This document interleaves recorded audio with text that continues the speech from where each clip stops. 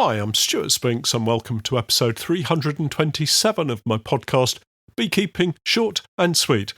Well, this week I've managed to get somebody onto the podcast to chat about the Asian Hornet. I'm joined by James Knights, who's the current chair of Asian Hornet Alert. So listen in and hear how they're going about tackling this new invasive species.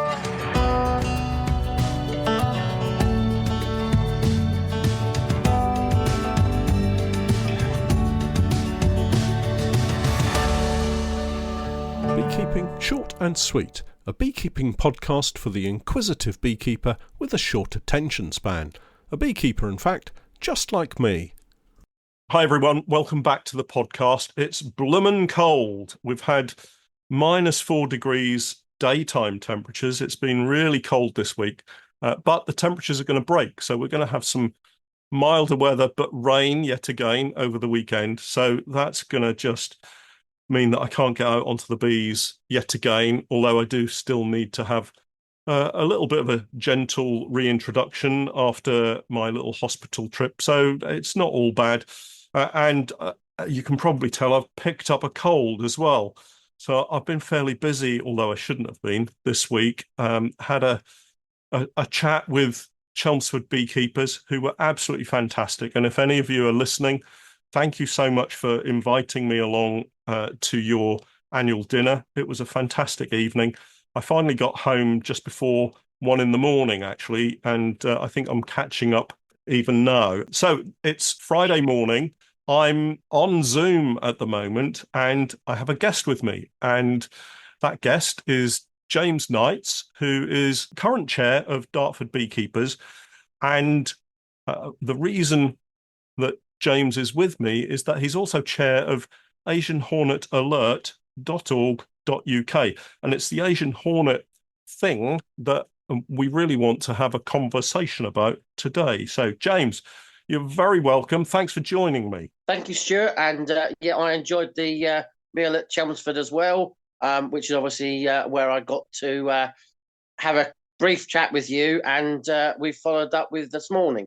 Yeah, it was a really good evening, wasn't it? I think that actually food features highly on my list of favourite things, and the meal was fantastic. Jan Tutton, who I think was either instrumental in getting me there or instrumental in getting me there and the venue, did a fantastic job. And again, the committee, thanks to everybody, not just Jan, but thanks to everybody for a really enjoyable evening. Now, Asian Hornet Alert. I was heading off home, out the door. It was freezing cold. There was ice on the floor, and you collared me and said, "Could you have a quick word?" And then, in the dark of the night, you gave me a bag full of goodies, which was, I'm very grateful. But we need to kind of talk about those as well. So, what I'd like to do is cover off what Asian Hornet Alert is, how it came about, how it kind of fits in with all the other Asian Hornet stuff that's going on in the UK. And then perhaps we can have a look at these bits and pieces that you gave me and talk about how beekeepers can get their hands on them and put them to good use. Is that okay? Yeah, sounds great to me. Cool. Okay, so let's start right at the beginning and talk about Asian Hornet Alert.org.uk. Can you just go over some of the history for me? So it's basically a website that was set up by one of my colleagues, Tony Warren, who is on the committee with us. It was his brainchild, and unfortunately, at the start, he put a lot of money in to help develop the web page, which basically is a map that means that anyone, the public as well, can register to and tell us where they've put their monitoring trap. Which obviously is the actual lids that we'll show a bit later. Sure. It was about basically, if the system doesn't know that the hornet is there, it can't do anything about it. So by trying to get out a network of monitoring traps across mainly Kent to start with, because obviously that's where we're based, in Kent. So we have currently on the committee consists of members from Gravesend, myself at Dartford, and we're slowly growing that committee to include. We've got someone from Isle of Wight. We've also now got the current Kent area coordinator on our committee as well. So we are now working alongside Kent, which obviously wasn't the initial case. As we understand, things that run by committee aren't as quick to be able to get going. And unfortunately, maybe people wanted to get going quicker than what a committee can do. And circumstances happened that Asian Hornet Alert came about because of those scenarios that happened. Okay. So that means that for all intents and purposes, we are independent of anyone. Okay. We are going for registered charity status because that's been a restriction in what we can do to obtain funding. But we are working alongside everyone. So BBKA are aware of what we're doing and are helping us with the recent Look Up campaign.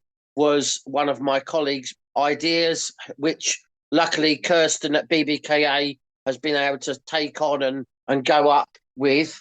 How does Asian Hornet Alert.org.uk, and if you guys are listening into this podcast, then do take a look at the website, asianhornetalert.org.uk. How does that fit in with the National Bee Unit and the non-native invasive species secretariat and all of that kind of stuff? Is it kind of a complete standalone thing, or does it fit in with everything? Standalone, but we have the means basically to report directly to the Watch app.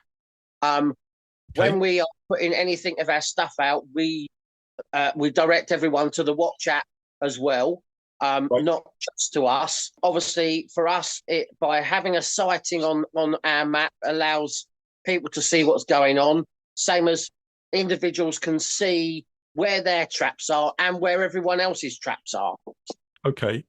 So that you can actually see the picture of how everyone's registering there.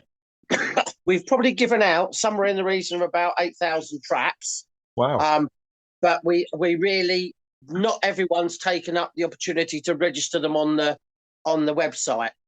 So that is something we want to encourage, because then everyone can see the bigger picture and see where the gaps are as and when we get a reporting of a hornet nest in an area. So for us, it's aimed at the public and beekeepers because they can put their traps that they've put out around their apiaries, but we can't just do it on our own. So that's why we're being asked by BBKA and MBU as beekeepers to publicise this. I'm no expert, so basically we've come up with a method that allows people to interact with us. So we can also send messages out from the system that say, there is a sighting in the area, please take your trap in, so the MBU can actually put their own traps out and not the hornet's not distracted by lots of other traps. In regards to everything else, obviously, as I said, Ken Ahat, she's on our committee. We've been doing a number of events where we've been giving out traps at shows and asked for a donation. We've had support from the wax chandlers. Okay, great. And we've also had Kent Resilience Network, I think that's what it's called, basically gave us some money. So we were able to give out about 3,000 traps free, which we've used when we've had so for example, there was a sighting down in Lymm. We basically flooded the area with a couple of hundred traps in and around the area to hopefully catch any queens or strays that we can get. Because once we catch the queen, that's the nest stopped. Sure. And one thing that has immediately popped into my mind that as a beekeeper I might be concerned about. So you're asking people to record where they're putting their traps. Yeah. And as a beekeeper, I certainly would be a little bit wary about publicising where my apiaries were if I've got a trap in an apiary. So is there any way of putting a trap out without kind of telling everyone where my apiaries are? Yeah, so basically, for example, when we're aiming at the public, obviously they're generally putting them on their windowsill, so Yeah, it's monitored because it needs to be a monitored trap. sure. Um, I wouldn't really be recommending you put them at your apiary Okay. because they potentially with the bait may be attracting hornets to your apiary, and Right. you may use other traps that are gonna, if there is a hornet in the area, trap more than one. Whereas obviously these traps are aimed at sort of catching one, finding it, photographing it, and reporting it to there. So Right. I wouldn't really be saying put them out in your apiaries. I'd more likely say put them at home outside your conservatory or your kitchen window. Okay. Yeah. And and obviously, yes, ideally, if you've got neighbours that are around about your apiaries, then you could ask them to stick a trap up in their window. And from that point of view, you're doing is surrounding your apiary with a bubble, but not necessarily pinpointing where your apiaries are. Great. Great. And how often would you recommend people look at these traps? Is it a daily thing? I would say daily if you can, Okay. but in every 3 to 4 days, the only issue we have with the traps, we know that the hornet can get in and can't get out, but unfortunately, especially with queen trapping there, a European queen hornet can get in Okay. and get out. So obviously, that's why we're saying it's a monitoring trap, so that they can be released and carry on and not affect the biodiversity in the area. Okay. Also, there's obviously food in there for whoever goes in anyway, because there is Sure. the bait that's in there. And obviously, potentially, depending on what the weather's doing, you will probably want to refresh that bait every 3 or 4 days, which again, Yeah. why it doesn't really suit to be going at your apiaries, because obviously most of the time we're checking our apiaries once a week. Yeah. So it doesn't really fit in with the normal schedule of things. Obviously, if you have got a very remote apiary and you stick a trap up there, it's more likely to be your guard apis type trap, which obviously is the ones that are more expensive and obviously more aimed at the beekeeper. Yeah. Whereas these are a lot cheaper, as we'd said, they're £1 a piece. So you have two lids, Yeah. a purple lid and a black lid. Okay. They are one's for worker trapping and one's for queen trapping. So we're talking an investment of £2 to be able to trap Okay. the queens and the workers all year round, and then you can just use the same jar, which is a pickle jar. Okay. So Yeah. pickled gherkins, pickled beetroot, pickled onions. So it's your slightly larger jar. Okay. Yeah. So it's just literally a pickled gherkin. Would these things go on like a mayonnaise jar type? Yeah, so basically, I think if I remember rightly, the measurement of the top of there is 68 mil. So Okay. there, Right. so it's the larger there. It doesn't go on a honey jar, but Right. we had originally planned it to go on a honey jar. But then in hindsight, it's worked better because we've got a slightly bigger jar. Sure. Um, and what we've then got in the bottom is a little Tiptree jar that obviously you can probably find all over the place at tea rooms and stuff like that. We can recycle them. You put a hole in the lid and put your bait in it, and put a bit of Jay's cloth in the top, so that acts as a wick station that sits in your jar. Lay it horizontally, slightly tilted back on your windowsill or whatever. The Yeah. rain can't get in, the hornets will go in and obviously can't get out. And hopefully you'll see that there's one in there and photograph it, don't let it out, and report it on the watch app. Okay. No, that's brilliant. So let's talk about the bits and pieces that you very kindly gave me in that Yep. very dark car park. Really cold it was. So I've got, as you say, there's a purple lid, a trap lid, and a black trap lid. Let's start with those. So let's just go over what they're for again. The purple is for... Purple is for workers. So the hole in the centre, if you Okay, hold it up, you'll see that the centre hole is slightly smaller on the purple one compared to the black one. I see. Yeah. Yeah, so that's the only difference is Okay. that centre hole right down the middle to let something in. So in other words, you screw that on there and the queen will be able to get into the black one Yeah. and can't get out, and then vice versa. The purple one, a worker can get in but can't get out. Okay. So when should I be using these? Okay, so ideally you're looking at the queen trapping one in the spring, black queen trapping. So that would be in the spring. Okay. In the spring. So that will be basically the same as when wasps are coming out. So they come out of hibernation. So you're looking at sort of March, April, May. So we've got a large window where the queen goes out and has to go out and get food for herself every single day. Sure. Before she's got enough workers in her nest to actually take over that job. And then she stays in the nest.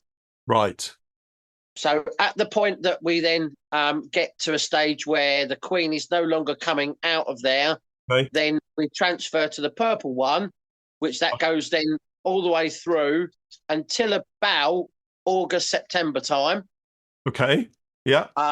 And then potentially you would then want to change back to the black one for queen trapping again. As the nest releases queens. Right. They will obviously be building up to go into hibernation. So they will be going out to feed.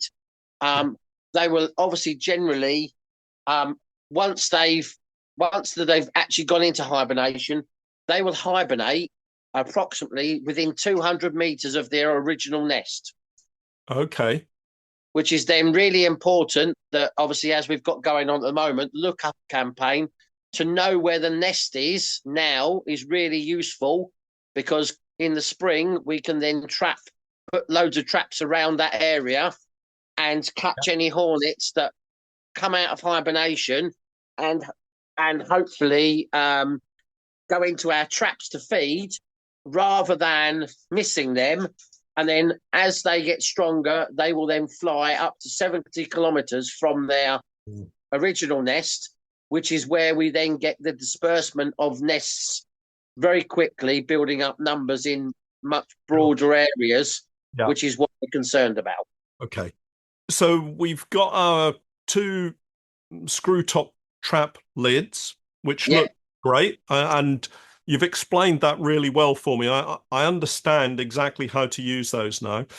You also gave me some flyers and little instruction kind of thing.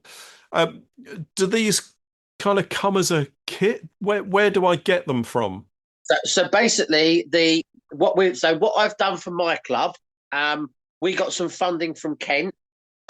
So what I've done is I then produced those leaflets, so that I could give 50 leaflets out to each member of my club, and then they could leaflet drop their area to inform the local people in their area. Okay, so you're targeting non-beekeepers? Yes, very much so. Yes, but again, I can't go out there and drop thousands of leaflets. Whereas if we ask every member to go and drop 50 leaflets, then so hopefully the leaflets are not too small or too big that they get lost when they're put through a letterbox. But obviously one side is very much about helping with identification of the yellow-legged Asian hornet, because there's been a lot of misidentification of it. Sure. And then the other side is obviously just the general stuff. Hopefully that people then might be interested and will engage with us on a larger scale, with potentially contacting us to purchase the lids. So as we said earlier, they're £1 each. So we've had them manufactured in the style they are, which obviously is the cheapest of processes. But once we get to a break-even point, it obviously makes them much more cost-effective. Sure. So they're £1 a piece. So we're talking £2 plus poachers and packing for those. Yeah. So there's a phone number which we've set up, which we set up a WhatsApp group on, which I think you've got the number there. Yep. So people can message in there and then contact us, and then we'll send out the packs and arrange for exchange funds and stuff like that, or vice versa. We've also got an email address that we've set up, which I think is shop at Asian Hornet Alert dot.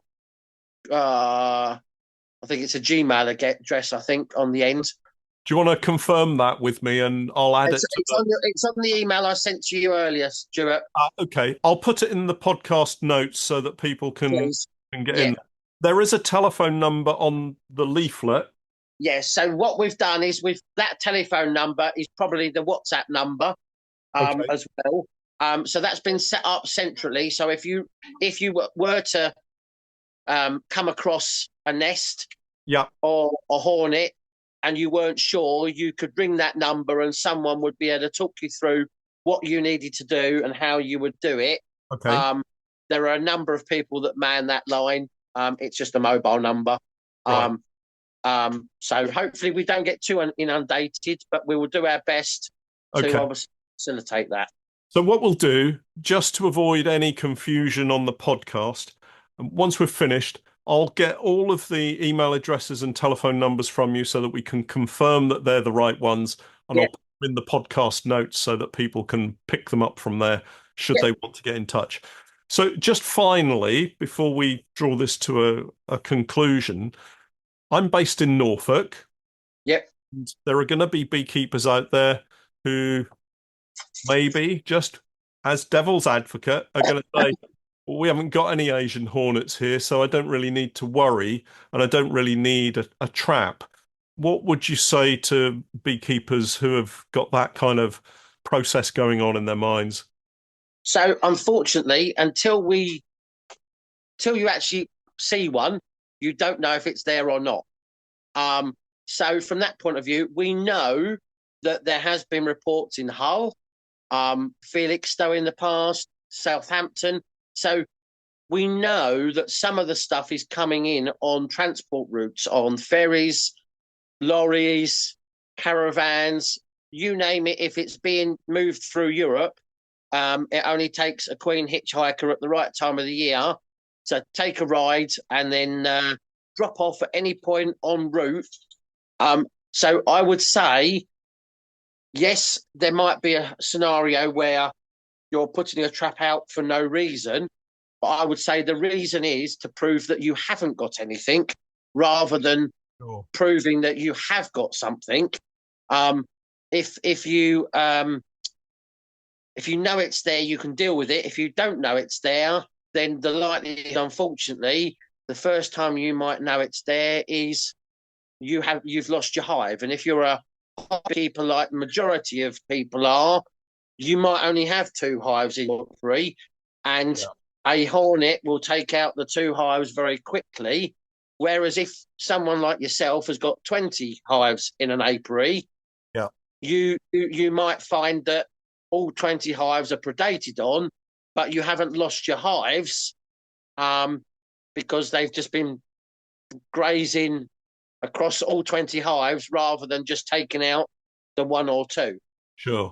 So it's a numbers game. Yeah, absolutely. And I'm fully with you there. I think, all beekeepers need to be aware of it. And I really like the approach of involving non-beekeepers. I just think that the more people outside of beekeeping that we can get involved, the greater the chance of us finding these hornets and dealing with them before they become a problem for beekeepers generally. So this morning, obviously, I don't know whether you saw on the news, but BBC Southeast did a bit, and the BBKA guy Ian Campbell was on television, and very much as he said, it's a gardening problem, a pollination issue, an economic issue. It doesn't just stop with us as beekeepers, even though we are the one that obviously are being directly affected. So from that point of view, we are hoping to engage with the public. So people that are out and about on a daily basis, so people walking, Yeah. bird watchers because they're out in nature. So I would say anyone that is doing anything outside would be of benefit to have a wick station with them. Most rambling situations and I guess anything bird watching would be have a starting point and the end point would end up being the same. So Yeah. they could quite easily put their wick station out, go for their little ramble walk, and then once they come back to the car, leave it and watch it for 5 minutes. They would see if there had been any hornets on it. They would be coming backwards and forwards from that wick station. Oh. Yeah. And then from that point of view, they would be able to report that they put that out there. They put it out for a little period of time in the note section. And over time, you could then build up a really good picture. Also, potentially, it's something else for those people to engage with other than enjoying the countryside. They can also have an extra benefit to us, same as the ideal scenario if you had caravanners. If they all had a wick station, Yeah. then from that point of view, when they stop, they could put their wick station out. If they had picked up a hitchhiker, that hitchhiker is likely to go and hopefully go to the feed pot rather than going anywhere else. So hopefully you'd then be able to trap the queen that's going to cause a problem before it becomes a problem. That's a bigger area to try and engage with over time. Okay. And one thing that occurs to me just while we're chatting, and obviously it's been in the news an awful lot recently. Have we got any engagement with the farming community, the NFU? Do you know if anybody's reached the farmers? So I'm aware that we have tried to reach farmers. Now, obviously, the likes of myself, I have 2 apiaries on a farm. Yourself have apiaries on farms. Other people have apiaries in vineyards and stuff like that. So I would say that it'll be about us talking to those people we're engaging with. Yeah. But equally, that you'd like to hope that the likes of BBKA are talking to the NFU and other people and getting articles in magazines there. I know last year we did get some articles in some gardening magazines, but I think we need to do more of that. But again, I'm fairly sure Kirsten is fairly well up on trying to contact lots of people, as my colleague at the Michelle at Asian Hornet Alert, and she's now working really closely with Kirsten on working together. So I know we're working with people like Southern Rail, Southern Water, I think it is. So trying to get to places where us as the public and us as beekeepers really can't get to. So I know that we've got traps out on some of those water reservoirs and some of those water workplaces where you and I can't get to, and they are being proactive about that. I know we've been in talks with the Woodland Trust and done talks to the Woodland Trust at the top end to hopefully filter down to the people doing stuff as well.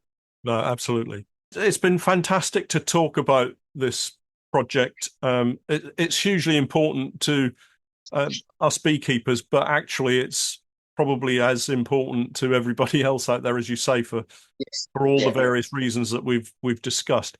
So I will add the links and the telephone number to the podcast notes, and hopefully you'll get a response through those, and maybe together we can start trapping and pick up some of these Asian hornets in the spring before those queens go out and make their nests. It's been a real pleasure having you on the podcast, James. Thanks for joining me. Thank you for having me, Stewart. Excellent. We'll doubtless talk in the spring and maybe compare notes as to how these traps are going out and what the current situation is out there. That would be absolutely marvellous. Thank you very much, Stuart. Well, that's it for this week. Before I take my nasty head cold back to bed, don't forget to check out my website, www.norfolk-honey.co.uk, and for my latest videos and podcasts with more updates, tips and techniques, it's the same Patreon page, www.patreon.com/Norfolk Honey. And remember, I'm Stewart Spinks, and that was Beekeeping Short and Sweet.